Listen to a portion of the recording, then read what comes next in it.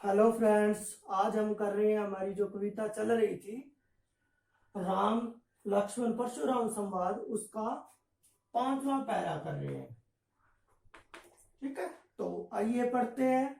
इसमें क्या कहते हैं कि तुम्हें तो कालू हाकू जनि लावे, बार बार मोहे लागी बोलावा। कि परशुराम जी पर व्यंग्य करते हुए लक्ष्मण जी कहते हैं कि हे परशुराम जी, मुझे तो ऐसा प्रतीत हो रहा है जैसे कि आप काल को बार बार आवाजें लगा लगा कर मेरे लिए क्या कर रहे हो, बुला भेज रहे हो, यानी बार बार क्या कर रहे हो, बुला रहे हो। आगे कहते हैं कि सुनत लखन के वचन कठोरा, परसु दरही दरऊ कर घोरा। कि लक्ष्मण जी के ये वचन सुनते ही उनको और गुस्सा आ जाता है। और परशुराम जी दरेई कर बोरा, अपने जो कुल्हाड़ा था उसको अच्छे से हाथों में पकड़ लेते हैं। ठीक है, व्याकरण जो कुल्हाड़ा था उसको, कर मैंने हाथ होता है और मैंने व्याकरण कुल्हाड़े को क्या करते हैं, वो अपने हाथों में पकड़ लेते हैं।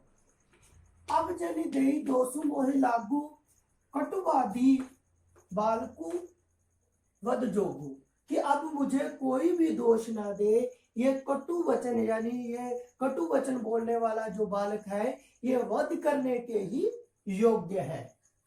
बाल बिलो की बहुत मैं बाचा, अब येहू मरनिहार बा साचा।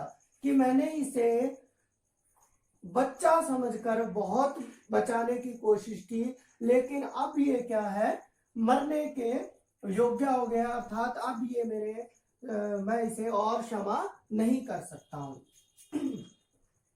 कौशिक कहा शबु अपराधु, बाल दोष मुनि गिनी न साधु।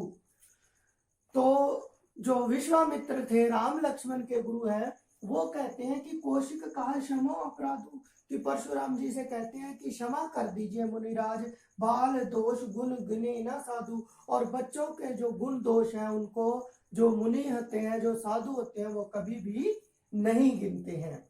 उसके बाद कहते हैं कि खर कुठार में अक्रूर को ही, आगे अपराधी गुरुद्रोही। वो कहते हैं कि खर कुठार में अक्रूर, कि आप विश्वामित्र जी इसको मेरे दयाहीन और क्रोधी स्वभाव, क्रोधी होता है क्रोधी स्वभाव के कारण अक्रूर जिसमें दया न हो, कि उस स्वभाव के बारे में बताइए। आगे अपराधी गुरुद्रोही, और जो मेरे सामने खड़ा है वो बार बार मुझे जवाब दे रहा है, इसलिए वो मेरा क्या है, एक तो गुरु का अपराधी है कि उन्होंने धनुष भंग किया है, और ऊपर से वो क्या कर रहा है, जवाब दे रहा है। उत्तर देत छोड़ू बिन मारे, केवल कौशिकशील तुम्हारे। कि मैं केवल जिस तरह से ये लक्ष्मण मुझे बार बार उत्तर दे रहा है, केवल मैं आपके शील स्वभाव के कारण, आपके अच्छे व्यवहार के स्वभाव के कारण, व्यवहार के कारण ही मैं इसे छोड़ रहा हूं। नाता यही काटी कुठार कठोरे, गुरही उरिन होत्र श्रम थारे। क्या कहते हैं कि नहीं तो मैं क्षण भर में इस बालक को अपने कठोर कुल्हाड़े से मारकर अपने गुरु के ऋण से उऋण हो जाऊं, अर्थात उनके गुरु, जो अपना गुरु है उसके ऋण को उतार दूं, जो इन्होंने उनका धनुष तोड़कर पाप किया है उससे। ठीक है, गति सुनु कहे हृदय हसी, मुनि हरियारे सूझ। क्या कहते हैं कि ये बात सुनते ही जो विश्वामित्र जी हैं वो मन ही मन मुस्कुराते हैं और सोचते हैं कि जो मुनि परशुराम जी हैं वो इनको साधारण वीर क्षत्रिय समझ रहे हैं। वो जान नहीं पा रहे हैं कि जो सामने उनके हैं राम और लक्ष्मण, वो वास्तव में क्या है। आगे कहते हैं आयम खांड ने ऊख में अजहू ना बूझ अबूझ।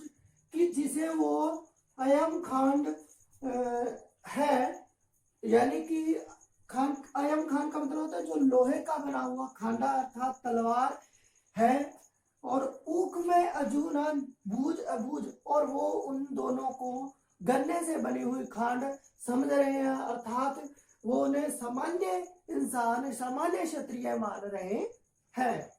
बस आज के लिए बेटा इतना ही है। अगर कुछ ना समझ में आया हो तो आप कमेंट करें। बाय।